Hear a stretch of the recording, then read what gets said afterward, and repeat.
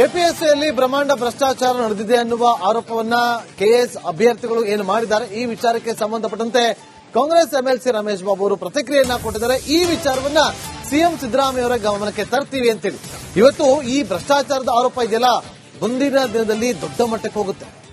ಈ ವಿಚಾರ ಬಗ್ಗೆ ಎಂಎಲ್ಸಿ ರಮೇಶ್ ಬಾಬು ಅವರು ಕೊಟ್ಟಿರುವಂತಹ ಹೇಳಿಕೆ, ಈ ವಿಚಾರವನ್ನ ತಕ್ಷಣ ಸಿಎಂ ಗಮನಕ್ಕೆ ತರುತ್ತೀವಿ ಅಂತ ಹೇಳಿದ್ದಾರೆ.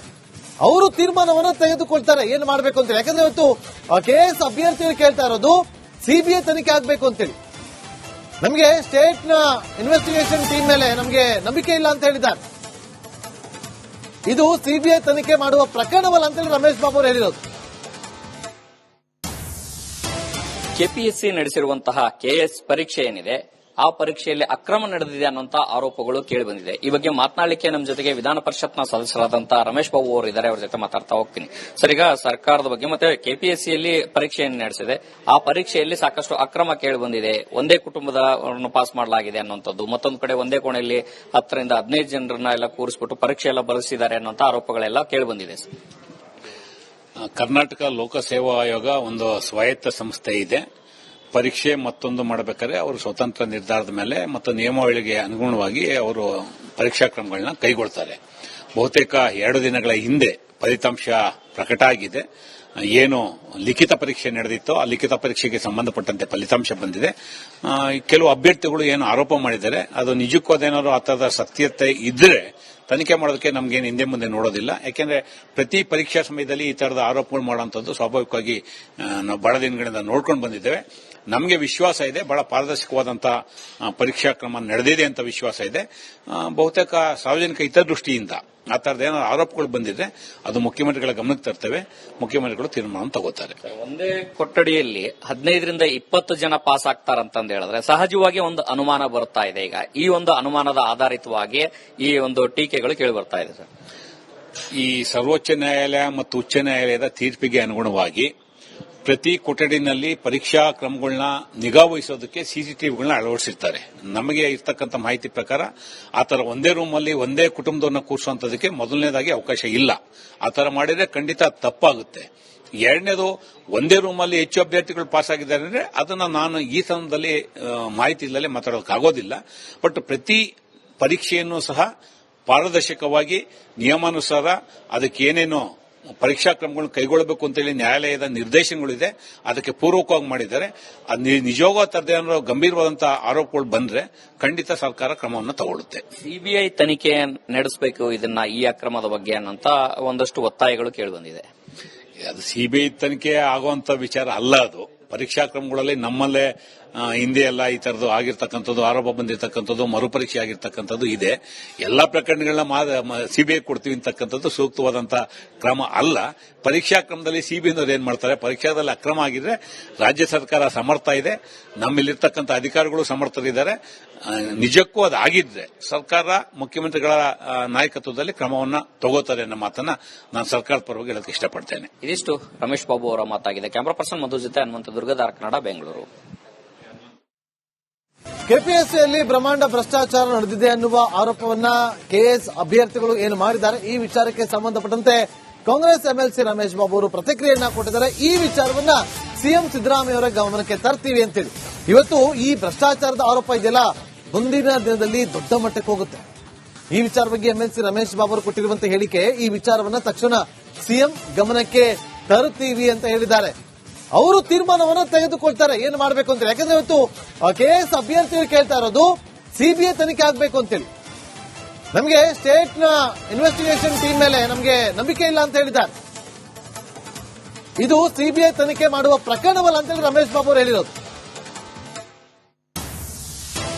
ಕೆಪಿಎಸ್ಸಿ ನಡೆಸಿರುವಂತಹ ಕೆಎಸ್ ಪರೀಕ್ಷೆ ಏನಿದೆ ಆ ಪರೀಕ್ಷೆಯಲ್ಲಿ ಅಕ್ರಮ ನಡೆದಿದೆ ಅನ್ನುವಂತಹ ಆರೋಪಗಳು ಕೇಳಿಬಂದಿದೆ. ಈ ಬಗ್ಗೆ ಮಾತನಾಡಲಿಕ್ಕೆ ನಮ್ಮ ಜೊತೆಗೆ ವಿಧಾನ ಪರಿಷತ್ನ ಸದಸ್ಯರಾದಂತಹ ರಮೇಶ್ ಬಾಬು ಅವರು ಇದ್ದಾರೆ. ಅವರ ಜೊತೆ ಮಾತಾಡ್ತಾ ಹೋಗ್ತೀನಿ. ಸರ್, ಈಗ ಸರ್ಕಾರದ ಬಗ್ಗೆ ಮತ್ತೆ ಕೆಪಿಎಸ್ಸಿಯಲ್ಲಿ ಪರೀಕ್ಷೆಯನ್ನು ನಡೆಸಿದೆ, ಆ ಪರೀಕ್ಷೆಯಲ್ಲಿ ಸಾಕಷ್ಟು ಅಕ್ರಮ ಕೇಳಿಬಂದಿದೆ. ಒಂದೇ ಕುಟುಂಬದವರನ್ನು ಪಾಸ್ ಮಾಡಲಾಗಿದೆ ಅನ್ನುವಂಥದ್ದು, ಮತ್ತೊಂದು ಕಡೆ ಒಂದೇ ಕೋಣೆಯಲ್ಲಿ 10 ರಿಂದ 15 ಜನರನ್ನ ಎಲ್ಲ ಕೂರಿಸಿಬಿಟ್ಟು ಪರೀಕ್ಷೆ ಎಲ್ಲ ಬರೆಸಿದ್ದಾರೆ ಅನ್ನುವಂಥ ಆರೋಪಗಳೆಲ್ಲ ಕೇಳಿಬಂದಿದೆ.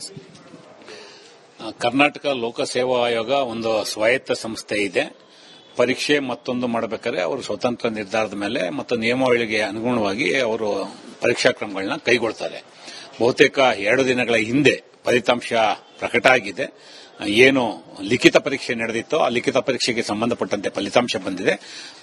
ಕೆಲವು ಅಭ್ಯರ್ಥಿಗಳು ಏನು ಆರೋಪ ಮಾಡಿದ್ದಾರೆ ಅದು ನಿಜಕ್ಕೂ ಅದೇನಾದ್ರು ಆ ತರದ ಸತ್ಯತೆ ಇದ್ರೆ ತನಿಖೆ ಮಾಡೋದಕ್ಕೆ ನಮಗೇನು ಹಿಂದೆ ಮುಂದೆ ನೋಡೋದಿಲ್ಲ. ಯಾಕೆಂದ್ರೆ ಪ್ರತಿ ಪರೀಕ್ಷಾ ಸಮಯದಲ್ಲಿ ಈ ತರದ ಆರೋಪಗಳು ಮಾಡುವಂತದ್ದು ಸ್ವಾಭಾವಿಕವಾಗಿ ನಾವು ಬಹಳ ದಿನಗಳಿಂದ ನೋಡ್ಕೊಂಡು ಬಂದಿದ್ದೇವೆ. ನಮಗೆ ವಿಶ್ವಾಸ ಇದೆ, ಬಹಳ ಪಾರದರ್ಶಕವಾದಂತಹ ಪರೀಕ್ಷಾ ಕ್ರಮ ನಡೆದಿದೆ ಅಂತ ವಿಶ್ವಾಸ ಇದೆ. ಬಹುತೇಕ ಸಾರ್ವಜನಿಕ ಹಿತದೃಷ್ಟಿಯಿಂದ ಆ ತರದ ಏನೋ ಆರೋಪಗಳು ಬಂದಿದೆ ಅದು ಮುಖ್ಯಮಂತ್ರಿಗಳ ಗಮನಕ್ಕೆ ತರ್ತೇವೆ. ಮುಖ್ಯಮಂತ್ರಿಗಳು ತೀರ್ಮಾನ ತಗೋತಾರೆ.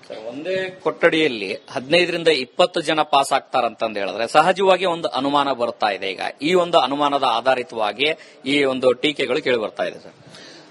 ಈ ಸರ್ವೋಚ್ಚ ನ್ಯಾಯಾಲಯ ಮತ್ತು ಉಚ್ಚ ನ್ಯಾಯಾಲಯದ ತೀರ್ಪಿಗೆ ಅನುಗುಣವಾಗಿ ಪ್ರತಿ ಕೊಠಡಿನಲ್ಲಿ ಪರೀಕ್ಷಾ ಕ್ರಮಗಳನ್ನ ನಿಗಾ ವಹಿಸೋದಕ್ಕೆ ಸಿಸಿಟಿವಿಗಳನ್ನ ಅಳವಡಿಸಿರ್ತಾರೆ. ನಮಗೆ ಇರ್ತಕ್ಕಂಥ ಮಾಹಿತಿ ಪ್ರಕಾರ ಆತರ ಒಂದೇ ರೂಮಲ್ಲಿ ಒಂದೇ ಕುಟುಂಬದವನ್ನ ಕೂರಿಸುವಂತದಕ್ಕೆ ಮೊದಲನೇದಾಗಿ ಅವಕಾಶ ಇಲ್ಲ. ಆತರ ಮಾಡಿದ್ರೆ ಖಂಡಿತ ತಪ್ಪಾಗುತ್ತೆ.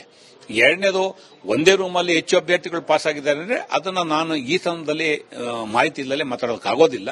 ಬಟ್ ಪ್ರತಿ ಪರೀಕ್ಷೆಯನ್ನು ಸಹ ಪಾರದರ್ಶಕವಾಗಿ ನಿಯಮಾನುಸಾರ ಅದಕ್ಕೆ ಏನೇನೋ ಪರೀಕ್ಷಾ ಕ್ರಮಗಳನ್ನು ಕೈಗೊಳ್ಳಬೇಕು ಅಂತೇಳಿ ನ್ಯಾಯಾಲಯದ ನಿರ್ದೇಶನಗಳಿದೆ, ಅದಕ್ಕೆ ಪೂರ್ವಕವಾಗಿ ಮಾಡಿದ್ದಾರೆ.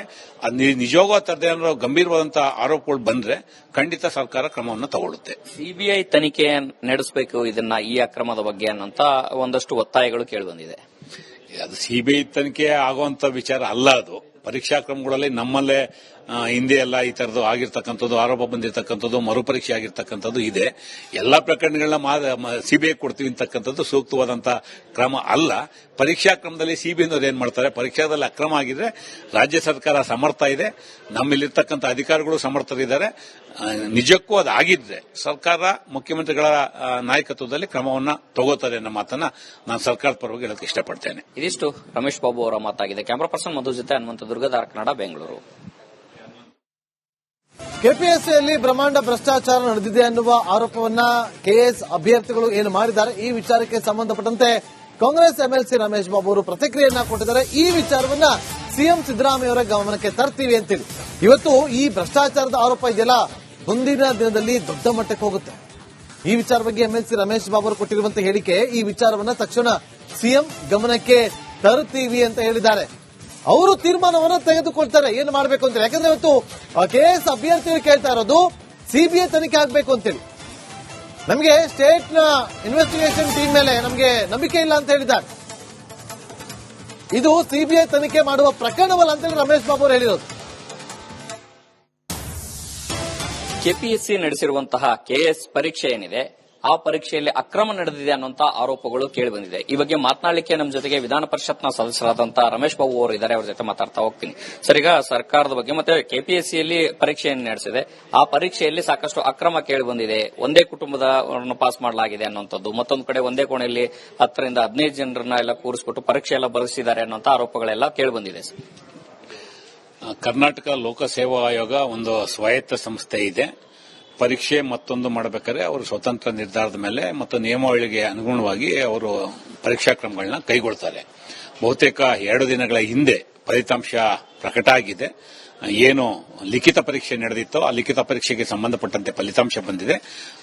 ಕೆಲವು ಅಭ್ಯರ್ಥಿಗಳು ಏನು ಆರೋಪ ಮಾಡಿದ್ದಾರೆ ಅದು ನಿಜಕ್ಕೂ ಅದೇನಾದ್ರು ಆ ತರದ ಸತ್ಯತೆ ಇದ್ರೆ ತನಿಖೆ ಮಾಡೋದಕ್ಕೆ ನಮಗೇನು ಹಿಂದೆ ಮುಂದೆ ನೋಡೋದಿಲ್ಲ. ಯಾಕೆಂದ್ರೆ ಪ್ರತಿ ಪರೀಕ್ಷಾ ಸಮಯದಲ್ಲಿ ಈ ತರದ ಆರೋಪಗಳು ಮಾಡುವಂತದ್ದು ಸ್ವಾಭಾವಿಕವಾಗಿ ನಾವು ಬಹಳ ದಿನಗಳಿಂದ ನೋಡ್ಕೊಂಡು ಬಂದಿದ್ದೇವೆ. ನಮಗೆ ವಿಶ್ವಾಸ ಇದೆ, ಬಹಳ ಪಾರದರ್ಶಕವಾದಂತಹ ಪರೀಕ್ಷಾ ಕ್ರಮ ನಡೆದಿದೆ ಅಂತ ವಿಶ್ವಾಸ ಇದೆ. ಬಹುತೇಕ ಸಾರ್ವಜನಿಕ ಹಿತದೃಷ್ಟಿಯಿಂದ ಆ ತರದ ಏನೋ ಆರೋಪಗಳು ಬಂದಿದೆ ಅದು ಮುಖ್ಯಮಂತ್ರಿಗಳ ಗಮನಕ್ಕೆ ತರ್ತೇವೆ. ಮುಖ್ಯಮಂತ್ರಿಗಳು ತೀರ್ಮಾನ ತಗೋತಾರೆ. ಒಂದೇ ಕೊಠಡಿಯಲ್ಲಿ 15ರಿಂದ 20 ಜನ ಪಾಸ್ ಆಗ್ತಾರಂತಂದು ಹೇಳಿದ್ರೆ ಸಹಜವಾಗಿ ಒಂದು ಅನುಮಾನ ಬರ್ತಾ ಇದೆ. ಈಗ ಈ ಒಂದು ಅನುಮಾನದ ಆಧಾರಿತವಾಗಿ ಈ ಒಂದು ಟೀಕೆಗಳು ಕೇಳಿ ಬರ್ತಾ ಇದೆ ಸರ್. ಈ ಸರ್ವೋಚ್ಚ ನ್ಯಾಯಾಲಯ ಮತ್ತು ಉಚ್ಚ ನ್ಯಾಯಾಲಯದ ತೀರ್ಪಿಗೆ ಅನುಗುಣವಾಗಿ ಪ್ರತಿ ಕೊಠಡಿನಲ್ಲಿ ಪರೀಕ್ಷಾ ಕ್ರಮಗಳನ್ನ ನಿಗಾ ವಹಿಸೋದಕ್ಕೆ ಸಿಸಿಟಿವಿಗಳನ್ನ ಅಳವಡಿಸಿರ್ತಾರೆ. ನಮಗೆ ಇರ್ತಕ್ಕಂಥ ಮಾಹಿತಿ ಪ್ರಕಾರ ಆತರ ಒಂದೇ ರೂಮಲ್ಲಿ ಒಂದೇ ಕುಟುಂಬದವನ್ನ ಕೂರಿಸುವಂತದಕ್ಕೆ ಮೊದಲನೇದಾಗಿ ಅವಕಾಶ ಇಲ್ಲ. ಆತರ ಮಾಡಿದ್ರೆ ಖಂಡಿತ ತಪ್ಪಾಗುತ್ತೆ. ಎರಡನೇದು, ಒಂದೇ ರೂಮಲ್ಲಿ ಹೆಚ್ಚು ಅಭ್ಯರ್ಥಿಗಳು ಪಾಸ್ ಆಗಿದ್ದಾರೆ ಅಂದ್ರೆ ಅದನ್ನ ನಾನು ಈ ಸಮಯದಲ್ಲಿ ಮಾಹಿತಿ ಇಲ್ಲದೆ ಮಾತಾಡೋದಕ್ಕಾಗೋದಿಲ್ಲ. ಬಟ್ ಪ್ರತಿ ಪರೀಕ್ಷೆಯನ್ನು ಸಹ ಪಾರದರ್ಶಕವಾಗಿ ನಿಯಮಾನುಸಾರ ಅದಕ್ಕೆ ಏನೇನೋ ಪರೀಕ್ಷಾ ಕ್ರಮಗಳನ್ನು ಕೈಗೊಳ್ಳಬೇಕು ಅಂತೇಳಿ ನ್ಯಾಯಾಲಯದ ನಿರ್ದೇಶನಗಳಿದೆ. ಅದಕ್ಕೆ ಪೂರ್ವಕವಾಗಿ ಮಾಡಿದ್ದಾರೆ. ನಿಜವಾಗೂ ತದ್ದೇನಾದ್ರು ಗಂಭೀರವಾದಂತಹ ಆರೋಪಗಳು ಬಂದ್ರೆ ಖಂಡಿತ ಸರ್ಕಾರ ಕ್ರಮವನ್ನು ತಗೊಳ್ಳುತ್ತೆ. ಸಿಬಿಐ ತನಿಖೆ ನಡೆಸಬೇಕು ಈ ಅಕ್ರಮದ ಬಗ್ಗೆ ಅನ್ನೋಂತ ಒಂದಷ್ಟು ಒತ್ತಾಯಗಳು ಕೇಳಿಬಂದಿದೆ. ಅದು ಸಿಬಿಐ ತನಿಖೆ ಆಗುವಂತ ವಿಚಾರ ಅಲ್ಲ. ಅದು ಪರೀಕ್ಷಾ ಕ್ರಮಗಳಲ್ಲಿ ನಮ್ಮಲ್ಲೇ ಹಿಂದೆ ಎಲ್ಲ ಈ ತರದ್ದು ಆಗಿರ್ತಕ್ಕಂಥದ್ದು, ಆರೋಪ ಬಂದಿರತಕ್ಕಂಥದ್ದು, ಮರುಪರೀಕ್ಷೆ ಆಗಿರ್ತಕ್ಕಂಥದ್ದು ಇದೆ. ಎಲ್ಲಾ ಪ್ರಕರಣಗಳನ್ನ ಸಿಬಿಐ ಕೊಡ್ತೀವಿ ಅಂತಕ್ಕಂಥದ್ದು ಸೂಕ್ತವಾದಂತಹ ಕ್ರಮ ಅಲ್ಲ. ಪರೀಕ್ಷಾ ಕ್ರಮದಲ್ಲಿ ಸಿಬಿಐನವರು ಏನ್ ಮಾಡ್ತಾರೆ, ಪರೀಕ್ಷಾದಲ್ಲಿ ಅಕ್ರಮ ಆಗಿದ್ರೆ ರಾಜ್ಯ ಸರ್ಕಾರ ಸಮರ್ಥ ಇದೆ, ನಮ್ಮಲ್ಲಿರ್ತಕ್ಕಂಥ ಅಧಿಕಾರಿಗಳು ಸಮರ್ಥರಿದ್ದಾರೆ. ನಿಜಕ್ಕೂ ಅದು ಆಗಿದ್ರೆ ಸರ್ಕಾರ ಮುಖ್ಯಮಂತ್ರಿಗಳ ನಾಯಕತ್ವದಲ್ಲಿ ಕ್ರಮವನ್ನ ತಗೋತಾರೆ ಅನ್ನೋ ಮಾತನ್ನ ನಾನು ಸರ್ಕಾರದ ಪರವಾಗಿ ಹೇಳಕ್ಕೆ ಇಷ್ಟಪಡ್ತೇನೆ. ಇದಿಷ್ಟು ರಮೇಶ್ ಬಾಬು ಅವರ ಮಾತಾಗಿದೆ. ಕ್ಯಾಮರಾ ಪರ್ಸನ್ ಮಧು ಜೊತೆ ಹನುಮಂತ ದುರ್ಗದಾರ್ ಕನ್ನಡ, ಬೆಂಗಳೂರು.